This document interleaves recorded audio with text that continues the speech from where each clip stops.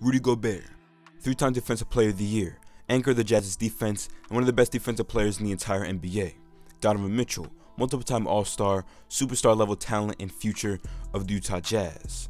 This duo has led the Utah Jazz for some years now, and they have been atop of the West, alongside other guys like Mike Conley, Bojan Bogdanovic, Royce O'Neal, Joe Ingles, and Jordan Clarkson, but they have yet to reach over the hump.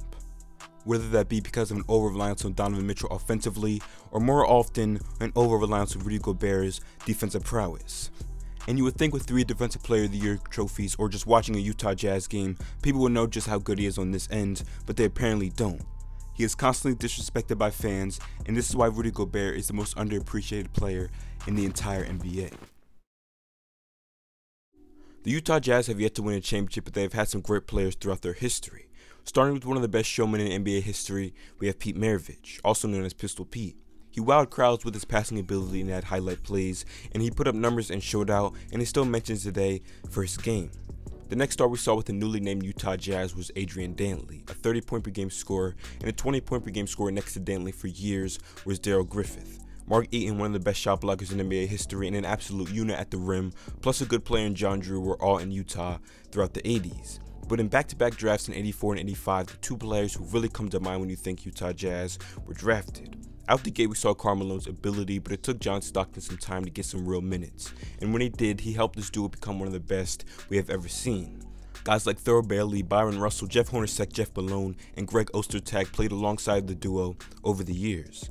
In the 2000s, we saw guys like Carlos Boozer, Andre Kirilenko, Darren Williams, Mehmet Okur, Paul Millsap, and this group of guys made up 3 50-win Jazz teams throughout the 2000s in a tough Western Conference. We then saw players like Al Jefferson, Derek Favors, and Gordon Hayward.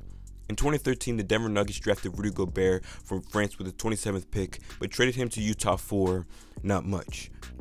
4 years later, the Nuggets did the Jazz another favor and drafted Donovan Mitchell at 13, but traded him to Utah, and the Jazz again did not give up much. As you can see, the Jazz have had some players throughout their history, but have yet to win it all. But now we can move on to this current Jazz team. The Utah Jazz's attack is a balanced one of offense and defense. On the offensive end, they use multiple screens of possession to free up shots from the 3-point line and are near the top of the league when it comes to 3-point attempts per game. Led by Donovan Mitchell as a dynamic scorer and improving playmaker, he can get downhill with the best of them or snatch back for a 3-pointer. They have many options on the offensive end, off the bench, or in the starting lineup.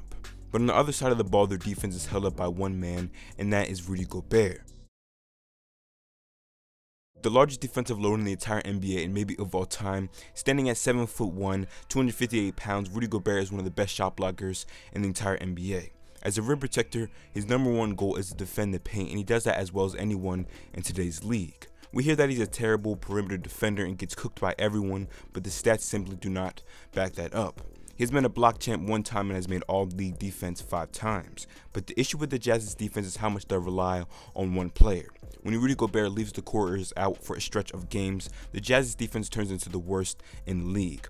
No exaggeration, no hyperbole. Literally the worst in the league by a wide margin.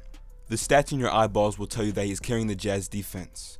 And recognizing this, I find it interesting that some fans think Rudy Gobert is the problem with this team. We can even go back to the renewal of his contract, 5 years, $205 million. Is that an overpay? Maybe. Is Rudy Gobert a $200 million player? Not necessarily. But NBA fans were going in on the Jazz for how much of a mistake they made and how much they just made a terrible decision, extending a player who only blocks shots and has an absolutely zero offensive game, who is apparently the problem with this team. But what are the other options? Let him walk and literally become the worst defensive team in the NBA, or re-sign your most important player, and some go as far as to say your best player. I don't think Rudy Gobert is the best player on this team, but his defense is much more pivotal to the Jazz's success compared to Donnie's offense. No slight to Mitchell, but that's just how this roster has been constructed. Look at other great defensive players in the league. Giannis Antetokounmpo, 2020 Defensive Player of the Year, elite defensive anchor, but still has Drew Holiday and Chris Middleton by his side to help him out. Draymond Green is one of the best defensive communicators we have ever seen and one of the most versatile and reliable defensive guys, but even he has had Clay for years, plus other good defensive pieces over time. Kawhi and PG have each other when they are healthy, and Embiid has had Simmons aside from this year and now has Thibault. Gobert has Royce O'Neal, but that is about it. He's by himself on that end, but takes all of the blame for Utah's shortcomings. June 18th, 2021. The Terrence Mann game and the end of Rudy Gobert's career.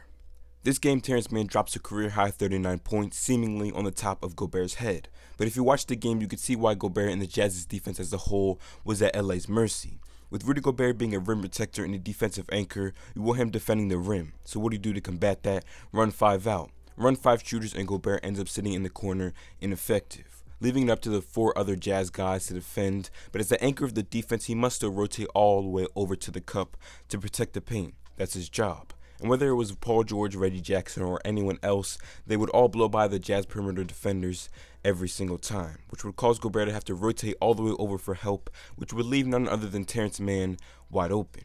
So Twitter explodes with the headlines of Terrence Mann drops 40 points on 3-time Defensive Player of the Year, Rudy Gobert. But if you watch the game, and I had to rewatch it a couple of months ago, you could see that it really wasn't Gobert's fault. It's just that the lack of defense outside of him causes him to have to leave his man every single time to cover up for his guys and their flaws. The game plan was set up to cover up Utah's below average perimeter defenders and defense overall, but it was a really flawed game plan.